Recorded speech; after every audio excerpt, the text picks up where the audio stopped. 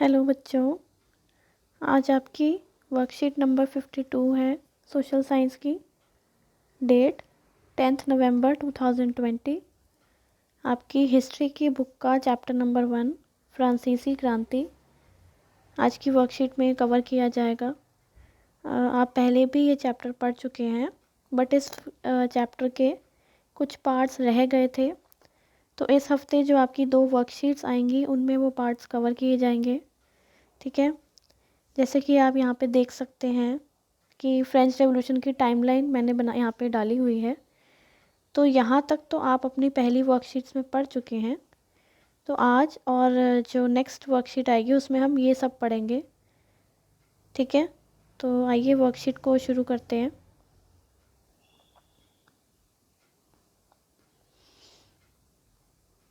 आज की आपकी वर्कशीट नंबर 52 है सामाजिक विज्ञान इतिहास पार्ट 1 फ्रांसीसी क्रांति, दिनांक 10/11/2020।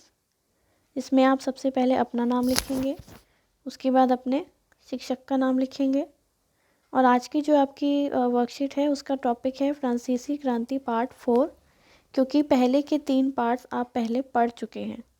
ठीक है, तो आप जब हमने पहले वर्कशीट्स पढ़ी थी उसमें हमने पढ़ा था कि फ्रांसीसी जो क्रांति हुई वो किन कारणों की वजह से हुई, किस तरह फ्रांसीसी समाज 3 एस्टेट्स में बटा हुआ था और किस तरह सारे के सारे जो बेनिफिट्स थे वो पहले और दूसरे स्टेट को मिल रहे थे, और जितना भी बोझ था टैक्स का या जो भी बोझ था वो सारा किस पे था, तीसरे स्टेट पे था। ठीक है, एक हमने वहाँ पे मीटिंग के बारे में पढ़ा था।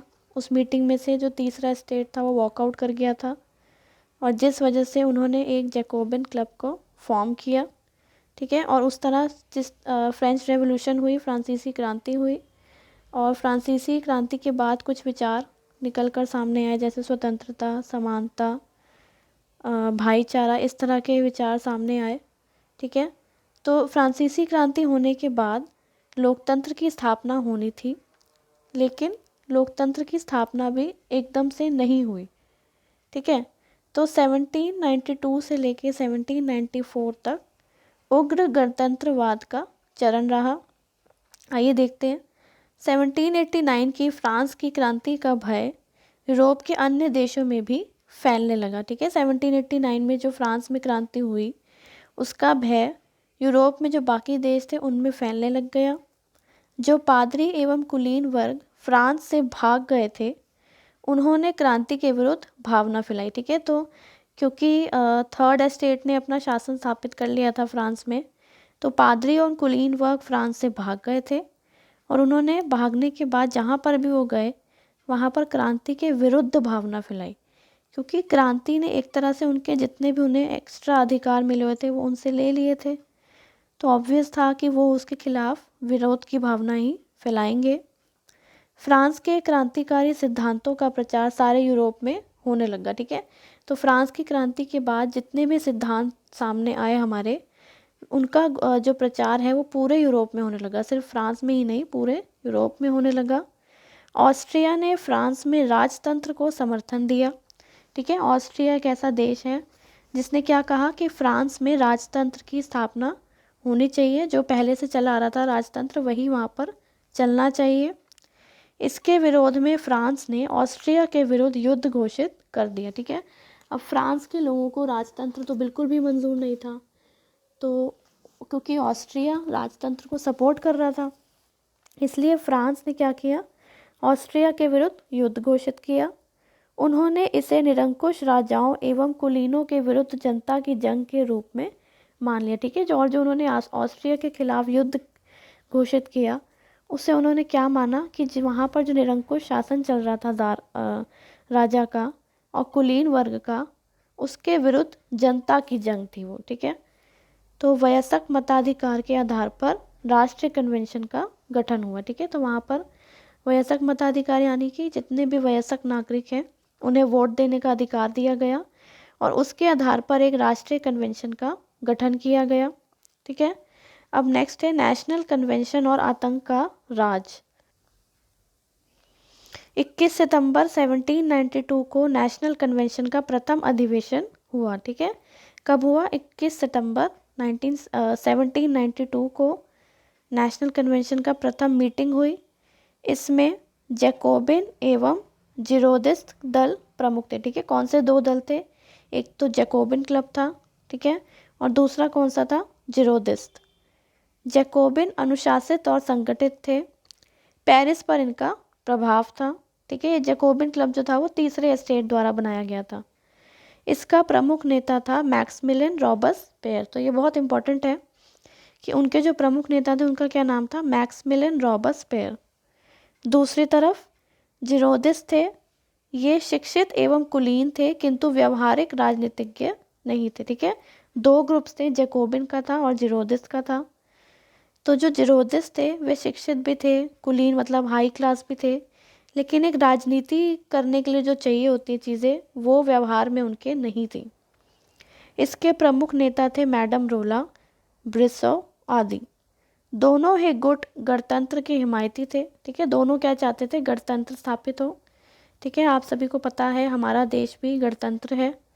और गणतंत्र का मतलब क्या होता है कि जो हमारा हाईएस्ट अथॉरिटी है, यानी कि हमारा जो सुप्रीम है वो चुना जाता है उसमें। ठीक है, जैसे हमारे देश में सुप्रीम कौन है? राष्ट्रपति हैं, और जो हमारे राष्ट्रपति हैं वे चुने जाते हैं। विदेशी शक्तियों के विरुद्ध युद्ध का समर्थन करते थे। ठीक है, एक तो दोनों ही गणतंत्र की स्थापना चाहते थे और दोनों ही विदेश की जो शक्तियाँ थी उनका विरोध करते थे। ठीक है, जीरोदिस्तों का मानना था कि क्रांति बहुत आगे जा चुकी है और उसका अंत होना चाहिए। ठीक है, जीरोदिस्ट क्या मानते थे कि क्रांति जो है बहुत ज़्यादा फैल चुकी है, इतना ज़्यादा आगे तक जाने की ज़रूरत नहीं है और अब इसका ख़त्म हो जाना चाहिए। वे और अधिक सामाजिक समानता लाने के विरुद्ध थे। ऑब्वियस है, जो जीरोदिस्ट हैं वो कुलीन वर्ग है, तो वे समाज में समानता लाने के विरुद्ध थे, क्योंकि इससे क्या होगा, जो उनको एक्स्ट्रा अधिकार मिल रहे थे वो उनसे ले लिए जाएंगे। वे स्वतंत्रता पर अधिक जोर देते थे। उधर जैकोबिन लोग समानता पर अधिक जोर देते थे। ठीक है, क्योंकि वो उन्हें हमेशा से प्रताड़ित किया गया था, तो उनका जो मेन मकसद था वो क्या था कि समानता स्थापित हो तथा निम्न वर्गों के प्रति सद्भावपूर्ण रवैया रखते थे। ठीक है, जो भी निम्न वर्ग थे उनके प्रति जो उनका रवैया था वह सद्भावपूर्ण था। उसके बाद नेक्स्ट टॉपिक जो है वह हमारा नेशनल कन्वेंशन के समक्ष कठिनाइयाँ। ठीक है, जो नेशनल कन्वेंशन बना उसके समक्ष कौन कौन सी कठिनाइयाँ थी? तो क्रांतिकारियों ने 1792 में घोषणा कर दी कि फ्रांस का गणतंत्र स्वतंत्रता, समानता और बंधुत्व की भावनाओं पर आधारित है। ठीक है, तो क्रांतिकारियों ने 1792 में क्या घोषणा कर दी कि जो फ्रांस का गणतंत्र है वो स्वतंत्रता, समानता और बंधुत्व पर आधारित है। इस घोषणा से यूरोप के निरंकुश शासक भयभीत हो गए। ठीक है, जो यूरोप में बाकी फ्रांस के अलावा जो अन्य देश थे जिनमें निरंकुश शासक चल रहा था वो इस घोषणा से भयभीत हो गए। अब फ्रांस की क्रांति फ्रांस की ना होकर पूरे यूरोप की हो गई थी। ठीक है, तो जो फ्रांस की क्रांति है अब सिर्फ फ्रांस में सीमित नहीं थी, वो पूरे यूरोप में फैल चुकी थी। अतः यूरोपीय देश क्रांति के प्रसार को रोकने के लिए एकजुट हो गए और इंग्लैंड, हॉलैंड, ऑस्ट्रिया, प्रशा के एक गुट का फ्रांस के विरुद्ध निर्माण हुआ। ठीक है, अब क्या हुआ, क्योंकि फ्रांस की जो क्रांति थी वो यूरोप के अन्य देशों में भी फैल रही थी, तो उन देशों को कहीं ना कहीं डर लगने लग गया कि उनके देश के जो लोग थे कहीं वो भी बगावत ना कर उठें और जो उनका एक निरंकुश शासन चल रहा था वो कहीं समाप्त ना हो जाए। तो जो भी देश थे, बाकी यूरोपीय देश थे जैसे इंग्लैंड, हॉलैंड, ऑस्ट्रिया, प्रशा, इन्होंने एकजुट होकर फ्रांस के विरुद्ध एक गुट का निर्माण किया। इस गुट ने कई जगहों पर फ्रांस को पराजित किया। ठीक है, क्योंकि अब ये तो कई सारे देश मिल गए, तो इन्होंने मिलकर फ्रांस को कई जगहों पर पराजित कर दिया। नेशनल कन्वेंशन ने एक प्रस्ताव पारित कर राजतंत्र को समाप्त किया और गणतंत्र की स्थापना की। ठीक है, तो अब ये एक बहुत इंपॉर्टेंट पॉइंट है कि नेशनल जो कन्वेंशन थी उसने एक प्रस्ताव पारित करके राजतंत्र जो चला आ रहा था उसको बिल्कुल ख़त्म कर दिया और देश में गणतंत्र की स्थापना कर दी गई। राजा पर देशद्रोह का मुकदमा चलाया गया और उसे क्या सज़ा दी गई? मृत्यु दंड की सज़ा दी गई। ठीक है, 21 जनवरी 1793 को लुई 16 को फांसी पर चढ़ा दिया गया। ठीक है, तो 1793 21 जनवरी को लुई 16 जो वहाँ का उस समय राजा था उसे फांसी पर चढ़ा दिया गया। युद्ध के कारण फ्रांस आर्थिक संकट से घिर गया था। इस वजह से क्या हुआ, कीमतें बहुत ज़्यादा बढ़ गई। अमीरों से कर्ज वसूलने का नियम बनाया। जैकोबिनों ने पेरिस की भीड़ और कम्यून की सहायता से कन्वेंशन पर आक्रमण कर सत्ता का अधिकार कर आतंक के राज्य की स्थापना की। अब यहाँ पर देखो, जिस चीज़ से फ्रांस अपना पीछा छुड़ा रहा था, जो एक निरंकुश शासन चल रहा था, राजतंत्र चल रहा था, ठीक है, उससे पीछा छुड़ाने की कोशिश की जा रही थी। लेकिन जैकोबिनों ने यहाँ पर एक गलती कर दी। उन्होंने कन्वेंशन पर आक्रमण करके सत्ता का अधिकार, ठीक है, पूरी तरह अपने हाथ में ले लिया और एक किसकी स्थापना कर दी, आतंक के राज्य की, जो कोई भी जनता नहीं चाहती है कभी भी। आतंक राज की स्थापना के साथ ही फ्रांस एक बार पुनः अव्यवस्था का शिकार हुआ। ठीक है, तो जहाँ पर फ्रांसीसी क्रांति से जो इतने अच्छे हमारे विचार सामने आए थे, वे पूरी तरह से अपनाए नहीं गए। ठीक है, और फिर से वहाँ पर एक आतंक के राज की स्थापना हो गई, जो पहले राजतंत्र के टाइम पे चला आ रहा था। रॉबस्पियर के नेतृत्व में इसकी स्थापना की गई। इसमें क्रांतिकारी जन सुरक्षा की स्थापना की गई थी और जो कोई जैकोबिन्स के विरुद्ध काम करता था उसे मृत्युदंड दिया जाता था। ठीक है, तो फिर से यहाँ पे एक तरह से निरंकुश शासन स्थापित हो गया जैकोबिनों का। ठीक है, उन्होंने क्रांतिकारी जन सुरक्षा की स्थापना की और जो कोई भी जैकोबिन्स के खिलाफ कुछ बोलता था उन्हें सीधा क्या मिलता था, मृत्युदंड।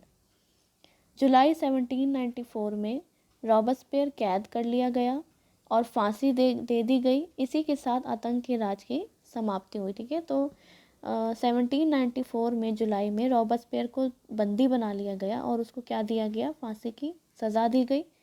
और इस तरह फ्रांस में जो आतंक का राज चल रहा था उसका अंत हो गया। आतंक के राज के बाद उदारवादी नेताओं ने देश की सत्ता संभाली और आतंक राज्य की व्यवस्थाओं को भंग कर दिया। ठीक है, आतंक के शासन के दौरान लगाए गए मूल्य तथा पारिश्रमिक पर से नियंत्रण उठा लिया गया। ठीक है, तो उन्होंने जिस भी तरह से आतंक का राज अपना स्थापित किया था वे सभी चीज़ों को समाप्त कर दिया गया और उदारवादी नेताओं ने देश की सत्ता अपने हाथ में ले ली। अब नेशनल कन्वेंशन ने क्या क्या कार्य किए आतंक का जो राज था खत्म होने के बाद। सबसे पहले राष्ट्रीय शिक्षा नीति अपनाई गई और फ्रेंच को राष्ट्रभाषा घोषित किया गया। उसके बाद गुलामी प्रथा को बिल्कुल समाप्त कर दिया गया तथा ऋण ना चुकाने पर जेल भेजने संबंधी कानून को समाप्त किया गया। ठीक है, एक तो गुलामी ख़त्म कर दी गई और दूसरा क्या था कि अगर कोई ऋण नहीं दे पाता था तो उसे जेल भेजा जाता था, ऐसा कानून था, तो उन्होंने वो कानून ख़त्म कर दिया। तीसरा क्या है, सबसे बड़े पुत्र को ही उत्तराधिकार देने का कानून समाप्त किया गया। ठीक है, इसका मतलब क्या है कि अब उत्तराधिकारी कोई भी हो सकता है, ऐसा नहीं है कि बड़ा पुत्र ही उत्तराधिकारी होगा। राजतंत्र को समाप्त कर गणतंत्र की स्थापना दिवस से एक नया पंचांग कैलेंडर 22 सितंबर 1792 को लागू किया गया। ठीक है, राजतंत्र को समाप्त कर दिया गया और गणतंत्र की स्थापना दिवस, जब गणतंत्र की स्थापना हुई उस टाइम पर एक नया कैलेंडर लागू किया गया। मापतोल की नई पद्धति ग्राम, लीटर, मीटर शुरू की गई। कालाबाजारी रोकने के लिए राशनिंग व्यवस्था लागू की गई। मुआवजा देने की नीति समाप्त कर दी गई। ठीक है, तो ताकि कालाबाजारी ना हो, सामान को स्टॉकअप करके ना रखा जाए, उसके लिए कौन सी व्यवस्था लाई गई, राशनिंग की। आयकर और युद्ध कर भी लगाए गए। ठीक है, दो तरह के नए कर लगाए गए, एक तो आयकर यानी कि इनकम टैक्स लगाया गया और युद्ध कर लगाया गया। ठीक है, तो ये था कि जब हमारा फ्रेंच रेवोल्यूशन हुआ उसके बाद फिर से एक बार को फ्रांस में आतंक का राज स्थापित हुआ, क्योंकि जैकोबिन्स के जो नेता थे रॉबेस्पियर, उन्होंने आतंक फिर से स्थापित किया। लेकिन अंत में फिर से उन्हें बंदी बनाकर सज़ा दी गई, फांसी पर लटका दिया गया और नेशनल कन्वेंशन के जो उदारवादी नेता थे उन्होंने सत्ता अपने हाथ में लेकर ये सभी बदलाव लोगों के हित में किए। ठीक है, तो अब इसके क्वेश्चन आंसर्स देख लेते हैं। क्वेश्चन नंबर 1, फ्रांसीसी क्रांति से अन्य यूरोपीय शासक क्यों परेशान थे? तो पहला क्या पॉइंट होगा, पूरे यूरोप में क्रांतिकारी विचारों का प्रसार होने लगा था। दूसरा, कुलीन वर्ग को अपने अधिकार छीने जाने का भय था। और तीसरा पॉइंट क्या है यहाँ पर कि फ्रांसीसी क्रांति के बाद शासक वर्ग भी लोकतंत्र के कारण गद्दी जाने से भयभीत था। ठीक है, तो क्यों यूरोपीय शासक परेशान थे? क्योंकि उनको डर था कि जिस तरह का शासन उनके वहाँ चल रहा था वो फ्रांसीसी क्रांति से प्रभावित होकर लोग कहीं उनके खिलाफ बगावत ना कर दें। क्वेश्चन नंबर 2, रॉबस्पेयर कौन थे? तो रॉबस्पेयर जैकोबिन दल का प्रमुख नेता था, जो क्रांति के बाद जैकोबिन सरकार का प्रमुख भी बना। ठीक है, उसके बाद क्वेश्चन नंबर 3 है, आतंक का राज क्या था? तो रॉबस्पेयर के 1793 से लेकर 1794 के शासनकाल को आतंक का राज कहा जाता है। इस समय के दौरान जैकोबिन सरकार के विरोधियों पर बहुत से अत्याचार किए गए। इस दौरान हजारों लोगों को मृत्यु दंड भी दिया गया। क्वेश्चन नंबर 4, नेशनल कन्वेंशन के कौन कौन से महत्वपूर्ण कार्य थे? तो अभी जो हमने एकदम लास्ट में पढ़े हैं कि फ्रेंच भाषा को राष्ट्रभाषा घोषित किया गया, दास प्रथा को समाप्त किया गया, काला बाजारी रोकने के लिए राशनिंग की व्यवस्था शुरू की गई, फ्रांस में राजतंत्र को समाप्त करके गणतंत्र राष्ट्र घोषित कर दिया गया। ठीक है, और फ्रांस में नापतोल के नए पैमाने लागू किए गए, और उसमें और भी पॉइंट्स थे, आप वे भी लिख सकते हैं। ठीक है, तो ये थी आपकी आज की वर्कशीट। आई होप आप सभी को समझ आ गई होगी और आप आज ही अपने टीचर्स को करके भेज देंगे। धन्यवाद।